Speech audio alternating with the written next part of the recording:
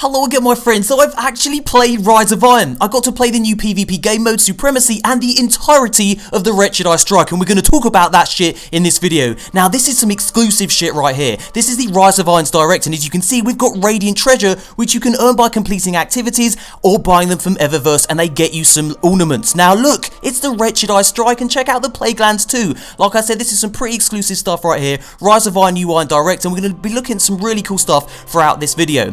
Now what I do here is just go through all the PvP game modes. Like I said, I've played some Supremacy, that was a hell of a lot of fun, and thank God Bungie has now included private matches, and we're going to look at private matches and all the options that entails in just a moment. But as you can see, we're just going through each node, letting you know what the Crucible is all about in Rise of Iron. And hello, game options for private matches. We've got the game type, and you can obviously scroll through all the different various game types, which is a lot of fun. We've also got maps as well, check it out. There's 5 pages of maps to choose from. We've also got a score limit, we've got a time limit, we've got the light level, so it's pretty comprehensive, and we actually played this and it was a hell of a lot of fun. And as you can see here, the new strike playlist layout. Now what we're going to do is we're going to go and talk about all the cool new shit that I've tested out. Let's fucking do this. So let's look at the cheeky UI tweaks made by Bungie for Rise of Iron. If we scroll to the left, we see a new area dedicated to just record books, which is pretty damn cool. If we go below here, this is where your bounties are now kept, as well as your quests. So if we scroll to the right, we'll see a completely new section for ornaments. As you can see here, there are 12 ornament slots, but there are far more ornaments to collect. You can only hold 12 at any one time though. And we've got missions here. It says item required by your current mission. We'll learn more about that later. And have a look at this little beauty, the new Iron Banner Ghost Shell. Oh my god, it's fucking delicious. And here it is in all its unadulterated glory, the Iron Wolf Shell, which is the new Iron Banner Ghost Shell. Now if you adore gold wolves etched into your ghost, well, there's no other fucking option, it's gotta be this. And seeing because I like you so much, here's a little look at the S39 Light Rider, which is another Sparrow in the Rise of Iron. As you can see, it's not too bad, not too shabby, and here is Once and Future,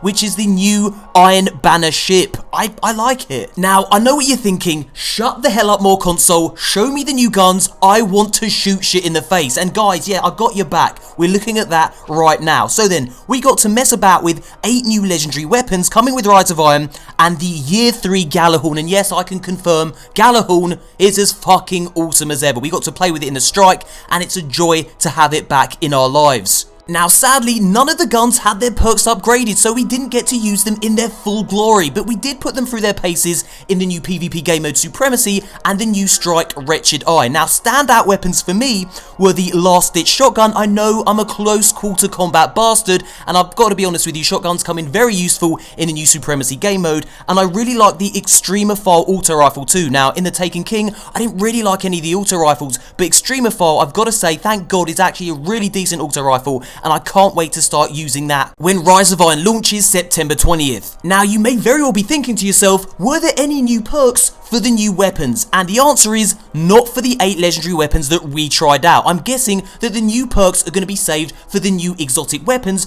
and new exotic armor pieces. Did we get to use any of the new exotics? The answer to that is sadly no. We only got to use the Year 3 Gjallarhorn, and we all know how that plays. It's fucking awesome. We got to use it in the strike, and yes, it melts bosses. It's an absolute beast. Okay then, so let's round this video off with some new gameplay from the Wretched Eye strike. Had a lot of fun with it. Let's have a little look. The Splicer's High Priest has crews pushing further underground in the Plaguelands. Looks like a large-scale mobilization against a hive nest. An army of hive controlled by the Splicers would be the end of old Russia. Could be the end of everything. The Devils are evolving. Neutralize them before this goes any further, Guardian. Now the basic idea of this strike is to destroy the Seaver pods scattered throughout the Plaguelands and then face off against the final boss. That did it. No idea what those nodes were protecting, but the barrier's down.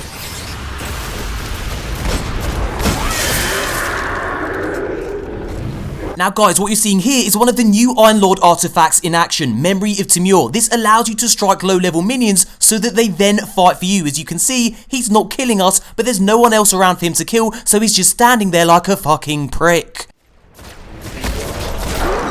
And here's the strike boss. Not the prettiest looking creature, and honestly, not that hard to kill either. All you gotta do is take out this Splicer Priest while avoiding his beam and the ogre himself, and once you've done that, the ogre automatically dies. Not too hard, but pretty fun nonetheless. And that, my friends, brings us to the end of the video, but stay tuned because I have so much more Rise of Iron stuff to show you. Supremacy gameplay, more new weapons, new armor, there's a hell of a lot, and it's all pretty damn fantastic. So it would be a great time to subscribe to this channel, turn on notifications, and you'll be updated when my videos break. And hey, if you're a Rise of Iron fan, if you're a Destiny fan, loads more exclusive content right here on MoreConsole for your beautiful brains, you beautiful bastards. And that, my friends, really does bring us to the end of the video. Thumbs up if you enjoyed it, subscribe for daily Destiny content, and thanks for watching, you beautiful bastards. And as always, until next time, Guardians.